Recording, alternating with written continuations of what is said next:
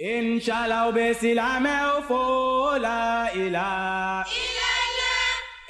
Allahumma ya rabbi sete jonge ni alate. Inshallah be silame fo la ilaha Fo illallah. Allahumma ya rabbi sete jonge ni alate. Fo inshallah be silame.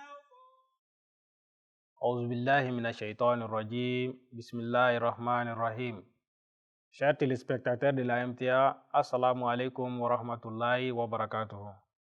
Bienvenue dans notre émission Islam, un message universel. Aujourd'hui, dans cet épisode, nous allons parler de la communauté islamique Ahmadiyya, porteuse du message universel. La communauté islamique Ahmadiyya, une communauté musulmane qui se distingue par sa vision unique de l'islam et de son engagement à porter le message universel de paix et de réconciliation. Pour nous faire éclaircir davantage sur ce sujet, nous avons fait appel à deux de nos missionnaires, dont notre premier missionnaire est Oustaz Loré Tidjane et dont notre second missionnaire est Oustaz Al-Hassan Kéré. Oustaz Loré Tidjane, assalamu alaikum wa rahmatullah. Wa alaikum assalam wa rahmatullahi wa barakatuh. Oustaz Kéré, assalamu alaikum wa rahmatullah. Wa alaikum salam wa rahmatullahi ta'ala wa barakatuh. Bienvenue dans notre studio et merci d'avoir accepté notre invitation. Nous allons directement sur nos questions, dont notre toute première question sera dédiée à Oustaz Al-Hassan Kéré. Oustaz Kéré, parlez-nous de la communauté musulmane Ahmadiyya et qu'est-ce que l'Ahmadiyya? Ashhadu an la ilaha illallah wahdahu la sharika lah wa ashhadu anna Muhammadan abduhu wa rasuluh. Amma ba'd fa a'udhu billahi minash shaitanir rajim. Bismillahirrahmanirrahim. Alhamdulillah, merci pour la question. La communauté musulmane Ahmadiyya est constituée des musulmans qui croient au Messie promis, qui est Mirza Ghulam Ahmad alayhi salam de Qadian. Mirza Ghulam Ahmad alayhi salam a fondé cette communauté-là en 1889 à Qadian, en tant que mouvement qui va amorcer la renaissance de l'islam, des véritables enseignements de l'islam, comme prophétisé par le Saint prophète Mohammed sallallahu alayhi wa sallam. Maintenant, il a fait la revendication d'être le Messie et le Mahdi, tant attendu par les musulmans et aussi par les adeptes d'autres religions. Donc, comme je l'ai dit d'entrée, il a créé cette communauté en 1889. Maintenant, les missions dont le Saint prophète sallallahu alayhi wa sallam lui avait confiées, telles que il va abroger les guerres, il va combattre aussi l'immoralité, maintenant il va instaurer la moralité, puis la justice et puis la paix. Donc, il va réformer les musulmans, et puis les pratiques aussi qui n'ont dégradantes, qui ternissent donc l'image même de l'islam. Il va laver l'islam de toutes ces souillures-là. Donc, comme les interprétations erronées de certains savants par rapport à certains versets, donc plus précisément, on va parler des versets abrégés du Saint-Coran. Donc, le Messie premier est venu donc pour nettoyer tout ça là, donc pour effacer toutes les souillures que les gens avaient mis donc, sur le dos de la religion.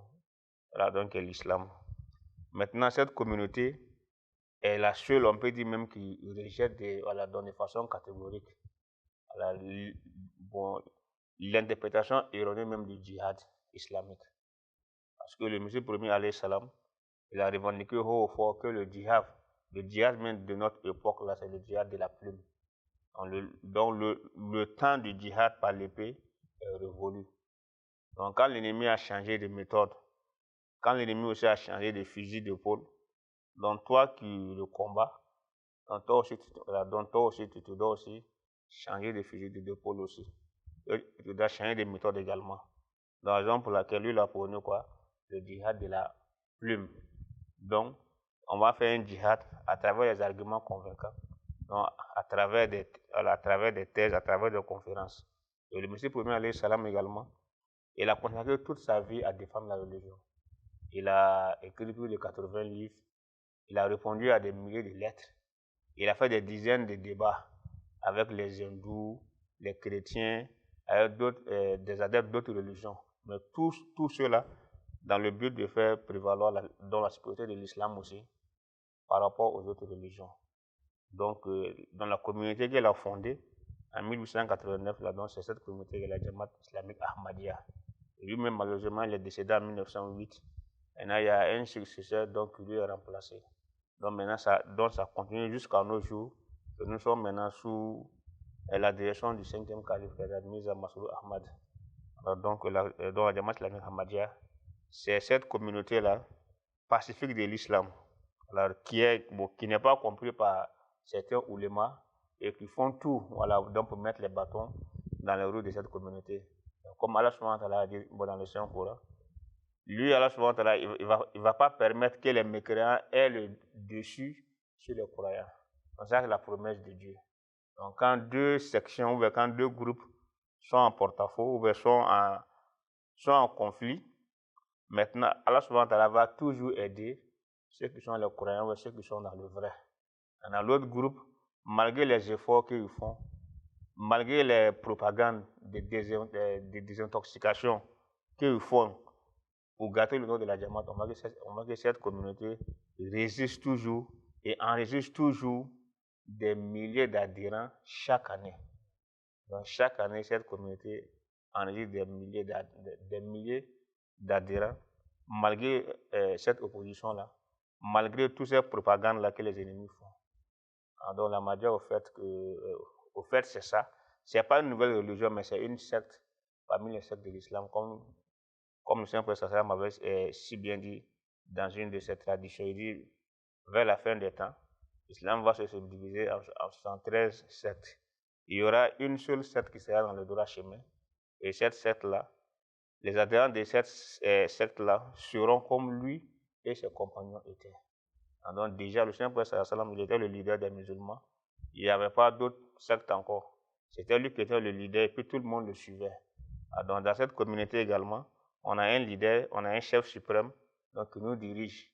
Alors que de l'autre côté, donc, on ne trouvera pas un guide spirituel. Chacun a son imam, ou bien chacun a ses ulémas, a ses docteurs qui sont là, qui les guident. Mais avoir un leader spirituel unique, un calife, Dieu a fait cette bénédiction-là uniquement à la Jamaat islamique Ahmadiyya.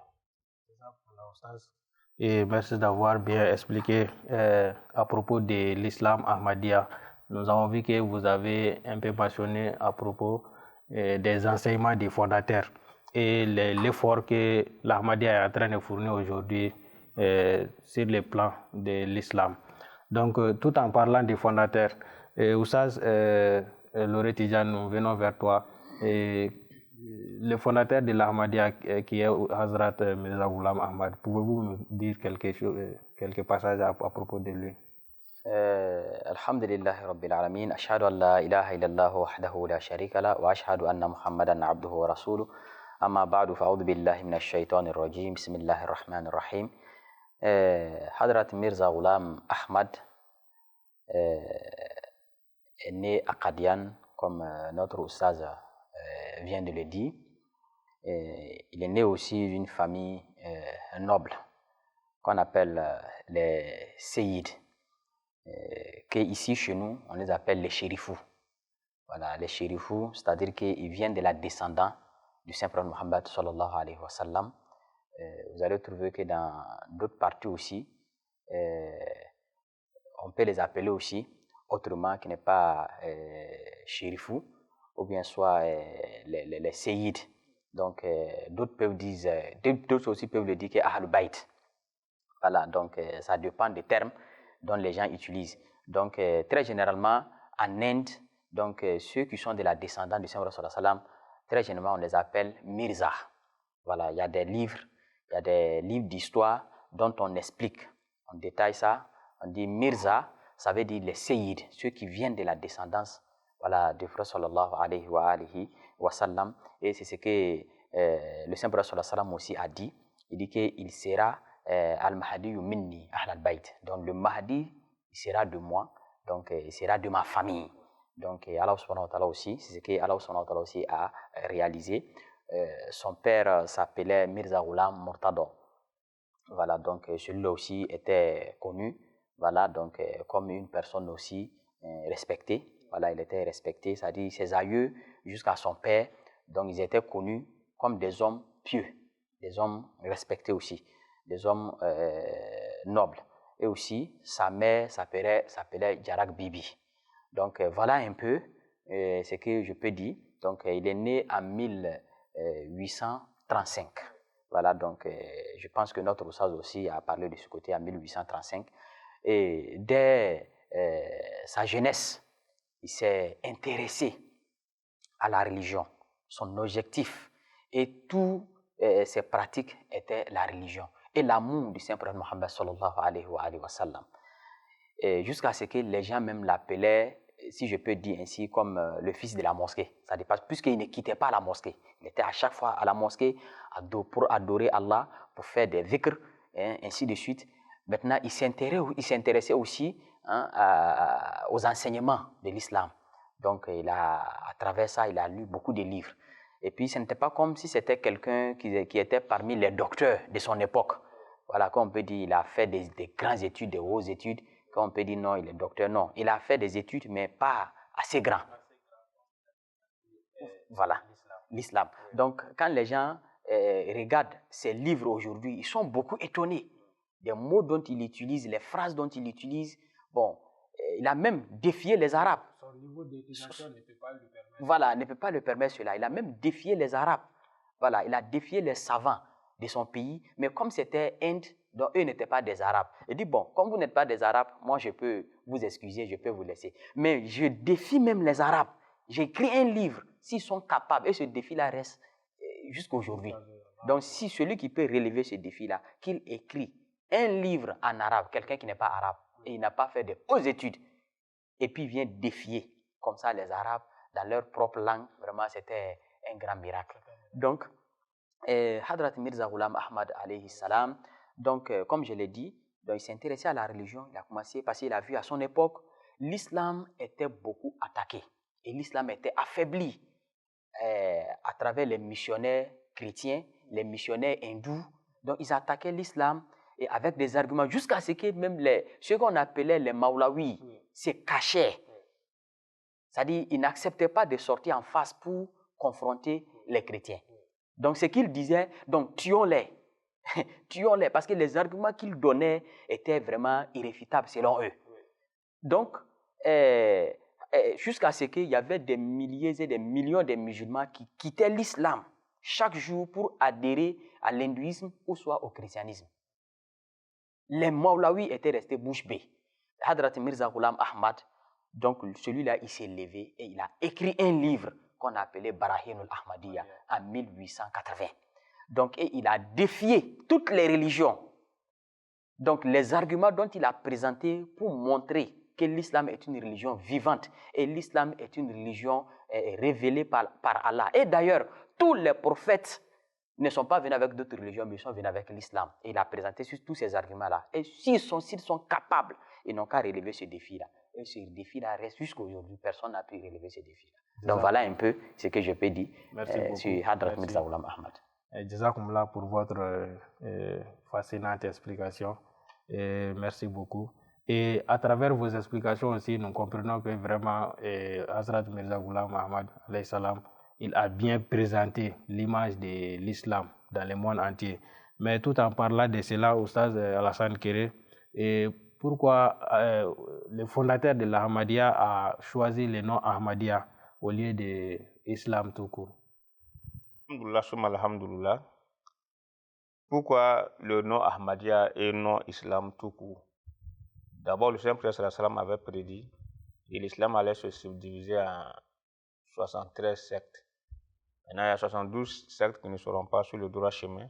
Il y a une secte qui sera sur le droit chemin. Maintenant, si ces 72 sectes-là, il n'y a pas de nom, on saura comment quelle est quelle secte, quelle est quelle. Donc, ce serait difficile. Donc, chacune de ces sectes-là a un nom. Maintenant, sur l'Ahmadiyya, maintenant, on n'a pas de nom. Si on n'a pas de nom, islam tout court, on ne saura jamais même qu'il y a une nouvelle secte encore. Donc, ce serait difficile. Alors, c'est la raison pour laquelle, déjà, il faut un nom pour pouvoir même exister. Là, pour qu'on puisse te reconnaître que tu es là, laquelle tu es aussi présent, il faut que tu aies un nom. Donc ça, c'est une. Maintenant, pourquoi le nom Ahmadiyya? Alors, le nom a été donné par le Messie premier lui-même, alayhi salam. Maintenant, c'était une façon de commémorer le nom du Saint-Père sallam, qui était Ahmad. Alors, le Saint-Père sallam avait deux noms, Muhammad et Ahmad. Et tout le monde le sait d'ailleurs. Dans le Saint-Coran, le nom du Saint-Père sallam est mentionné que 5 fois, à 5 reprises. 4 reprises, c'est Muhammad. Maintenant, la dernière reprise, mais la dernière fois, maintenant, ça, c'est Ahmad qui est mentionné là-bas. Donc, ce nom-là, le Saint-Père sallam avait fait une prophétie aussi que ce nom-là serait manifesté à nouveau dans les derniers temps. Alors, qu'une personne va apparaître avec les qualités, avec les beautés aussi, qui seront rendues manifestes. Donc, quand le Messie premier aussi a fait son apparition en tant que Mahdi, en tant que Messie premier aussi, donc, il a préféré en même temps donner le nom du Saint-Père Sassam aussi à ses suivants en même temps. Au lieu de Islam tout court, voilà, donc comme vous l'avez dit en même temps, il a dit en même temps, ça c'est le groupe des musulmans Ahmadi. Donc c'est Jamaat islamique Ahmadiyya en même temps. Donc ça c'est le nom qu'il a donné. Donc comme c'était la mission du Saint-Père Sassam dont lui venait pour poursuivre, c'est pas une autre mission. Dans la raison pour laquelle le nom de l'islam se trouve toujours collé au nom de la Jamaat. C'est Jamaat islamique Ahmadiyya. Voilà, donc c'est la communauté musulmane Ahmadiyya. Donc ça c'est le nom officiel. Voilà, mais c'est pas un autre nom, c'est le nom du Saint-Père sallam qui est Ahmad. Voilà, même s'il y a certains qui ne veulent pas le reconnaître, mais le Saint-Père sallam, on sait tout ce qu'il avait. Il avait plusieurs noms, mais ces deux noms qui sont mentionnés dans le Saint-Coran, c'est Muhammad et Ahmad. Mais Muhammad c'était lui-même. Donc ça c'était son époque. Dans les attributs maintenant de Muhammad, ça s'est manifesté durant son vivant. Maintenant, l'autre attribut maintenant de Ahmad allait vraiment être manifesté maintenant dans les derniers temps par quelqu'un d'autre qui serait le reflet du Saint-Père sallam, qui serait le Messie promis et l'imam Mahdi. Donc lorsque lui aussi est venu, donc quoi de plus normal que d'utiliser en même temps ce nom-là pour lui et sa communauté. Donc c'est la raison pour laquelle donc il a nommé ça, voilà, dans sa communauté musulmane Ahmadiyya. Voilà. Nous avons bien compris pourquoi cette belle nom a été choisie. Maintenant, nous venons vers Oustaz Loré Tidjane. À propos de Hazrat Mirza Ghulam Ahmad, quelles réformes a-t-il apporté à l'islam et que les ulama n'ont pas pu le faire? Alhamdulillahi Rabbil Alamin wa salatu wa salam ala Rasulillah wa ala abdihi al-masih al-ma'oud. Vraiment, cette question-là mérite d'être posée parce que quand on voit que à l'époque de Hadrat Mirza Ghulam Ahmad, jusqu'à aujourd'hui, nous avons des savants, nous avons des grands docteurs, des muftis qui sont dans la communauté musulmane. Et quelle réforme que Hadrat Mirza Ghulam Ahmad peut apporter, ou bien soit il a apporté, que ceux-là ne peuvent pas faire. Puisqu'aujourd'hui, on entend beaucoup dire que non, on n'a pas besoin d'un envoyé de Dieu. On n'a pas besoin d'un réformateur, puisque nous avons déjà les savants, nous avons déjà des docteurs donc, qui sont là, qui font des fatwas. Donc, on n'a pas besoin de choses, d'un réformateur, voilà, ou bien d'un envoyé de Dieu. C'est de ceux-là qu'Allah subhanahu wa ta'ala dans le Coran dit, donc voulez-vous enseigner à Allah sa religion, la religion qu'Allah subhanahu wa ta'ala a envoyée. Donc c'est vous maintenant, vous allez enseigner à Allah. Donc c'est pour dire que le Saint-Prophète sallallahu alayhi wa sallam, à travers la lumière du Saint-Coran, a fait des prophéties en disant que c'est les mêmes savants dont on voit aujourd'hui que c'est des muftis, les docteurs, ce sont eux-mêmes qui vont déformer les enseignements de l'islam. Ce sont eux-mêmes qui vont déformer les enseignements de l'islam. Donc, si cela va être fait, alors, si c'est eux-mêmes qui vont déformer les enseignements, maintenant, qui maintenant va redresser ces enseignements-là? Donc, il faut un réformateur, il faut quelqu'un qui va venir, qui va parler au nom d'Allah subhanahu wa ta'ala, à qui Allah subhanahu wa ta'ala va lui donner la définition de ces mots, de ces paroles, et à travers lui, Allah subhanahu wa ta'ala va redonner vie à sa religion. Hadrat Mirza Ghulam Ahmad, alayhi salam, est venu trouver que, comme je l'ai dit auparavant, que l'islam était tellement bas que toutes les autres religions étaient au-dessus de l'islam. Ça fait partie des prophéties en disant que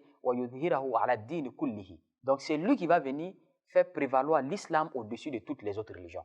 Donc quand il est arrivé, il a fait des études comparatives et avec des arguments pour montrer que c'est l'islam qui est au-dessus de toutes ces religions-là. Premièrement, contre les chrétiens, il a déclaré haut et fort que Nabiullah Isa est mort d'une mort naturelle. Il n'est pas au ciel. Tout le monde était étonné. Il a donné des versets coraniques aux musulmans pour dire, mais c'est vous-même, vous êtes en train de donner un pouvoir aux chrétiens pour dire que non, que l'islam n'est pas vrai. Voilà, que l'islam n'est pas vrai. Donc, s'il y a deux personnes, qui sont deux capitaines qui sont là et que tu es arrivé au bord du rivière et que tu veux traverser, et puis on te dit que l'autre capitaine est mort et que l'autre capitaine est en train de dormir, il va venir. Qui tu vas attendre parmi ces deux capitaines-là? Celui qui est en train de dormir, mais celui qui est mort, pourquoi tu vas aller rentrer dans son bateau? Non.